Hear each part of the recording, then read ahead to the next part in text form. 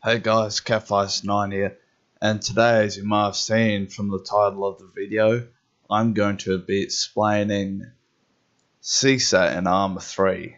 CSAT is basically the military that is also operating in Altus when in the time with the Eastwind campaign and a couple of other campaigns that I probably will mention throughout the video. And if you haven't played Arma 3, that's okay. Like, you don't really have to have played the campaigns to find CSAT just a little bit interesting. And I also decided to take a bit of a break from making the campaign videos on Arma 3. I just felt, leave them there for a little bit and then get onto them later. I'm also going to be explaining another secretive faction because CSAT isn't really an open book, so it's got a lot of stuff to it, so it might take a little bit to do both of them. And if they were an open book, I probably wouldn't be making a video about this. So let's get to it. CSAT is a military alliance comprising of countries in the Middle East, East Asia, and some in North Africa. They are a peacekeeping military force, not really planning to conquer nations head on. So they do a bit like what NATO does. They go out to countries that aren't doing as well as the ones that they came from and just help out rebuild their countries and stuff. But they do not plan to keep the peace. They plan to take over some of those crumbling countries for their own, to increase their power and to open up gateways to crumbling infrastructure in Europe or in the Pacific, which is where Eastwind and the Apex Protocol campaigns focus on quite a bit when CSAT is trying to take over.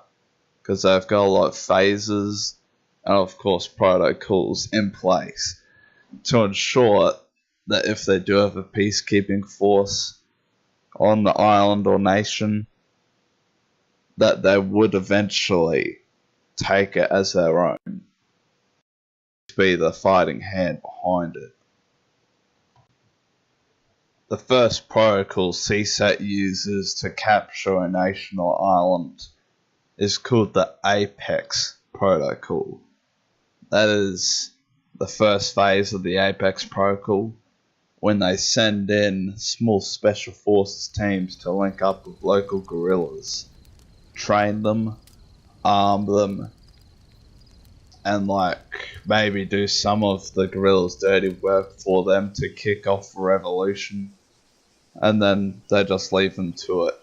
Maybe constantly throughout the revolution they would give them weapons and training, but it's unknown at that part.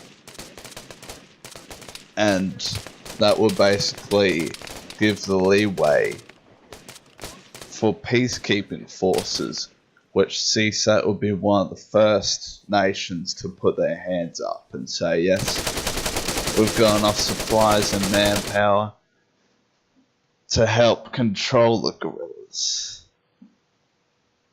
So that would be the Apex Protocol in a nutshell, basically opening up the gateway for peacekeeping forces to come in, basically preparing to take over the nation under the rightful owners' noses. Now the second protocol is called the Canton Protocol, Canton Protocol, which is in between the peacekeeping forces, just a few squads come in first, but then once the Canton Protocol comes in, that is when they reinforce the peacekeeping forces with armor, helicopters, jets, and sometimes boats and submarines. And this is all legal as well, because it is signed by the rightful owners of that nation,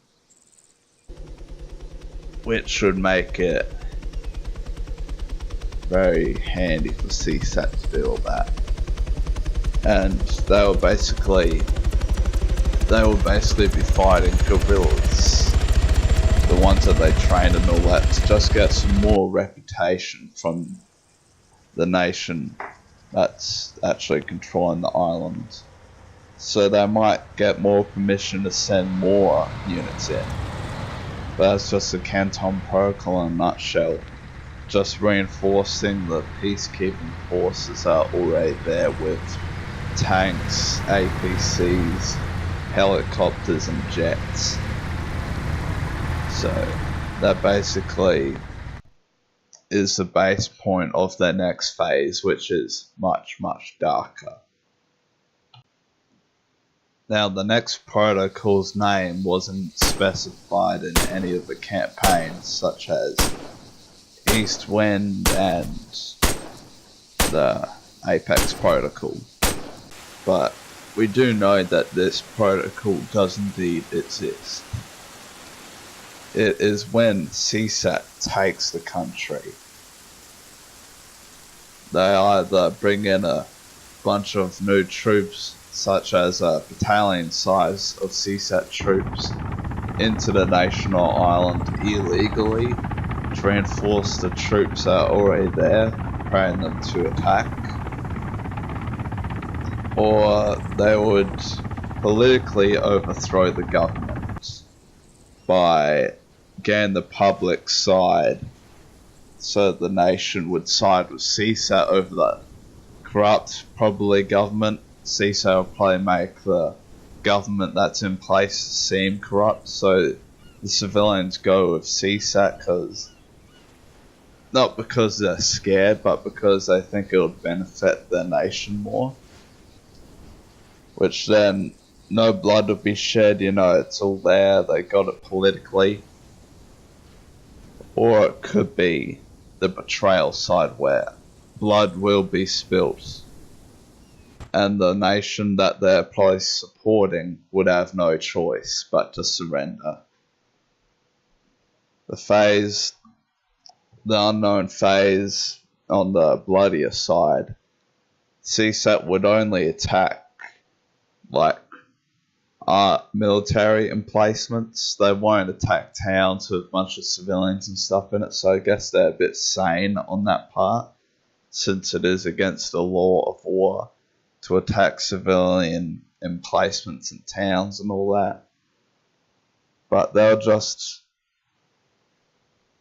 take a bunch of military emplacements in a blink of an eye, and then wait until the country surrenders.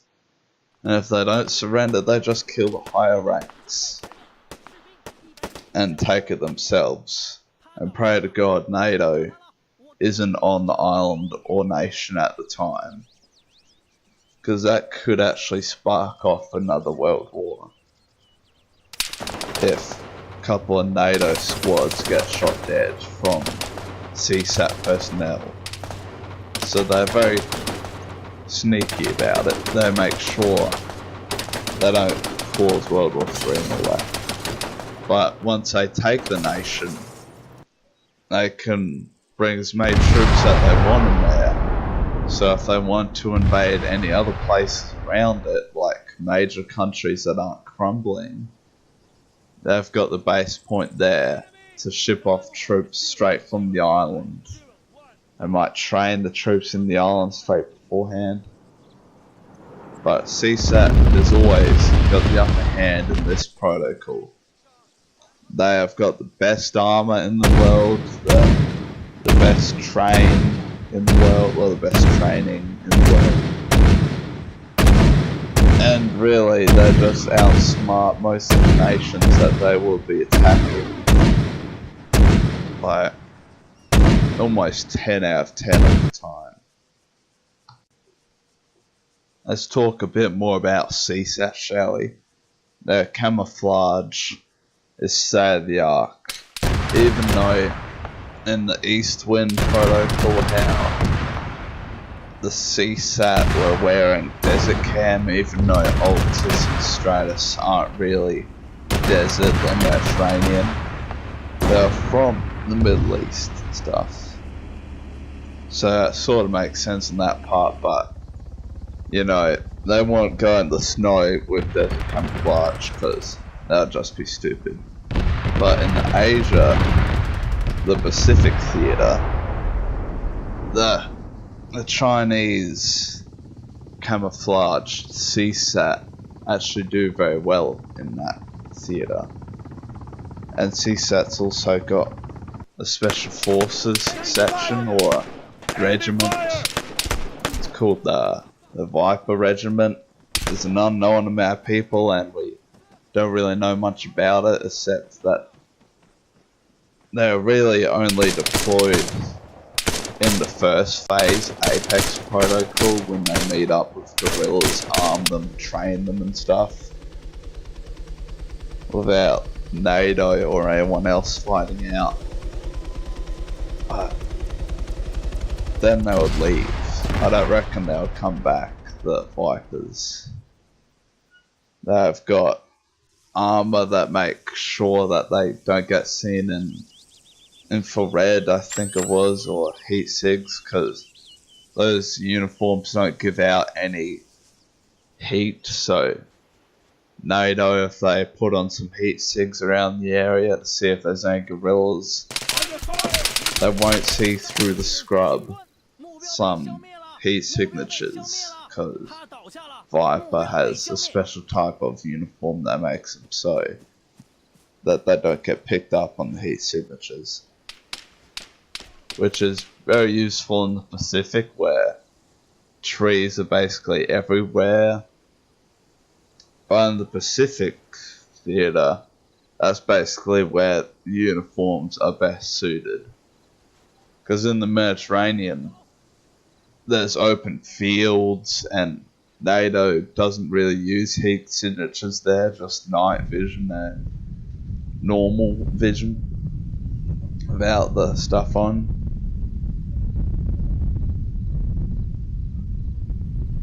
And also think of it, NATO is an actual peacekeeping force. They're there to keep peace and rebuild the country that's been ravaged with years of war or even a civil war. But CSAT is only there to take the country and to overthrow it.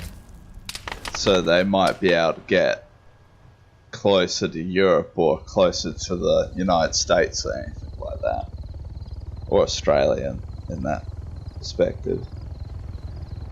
So CSAT is indeed the bad guys.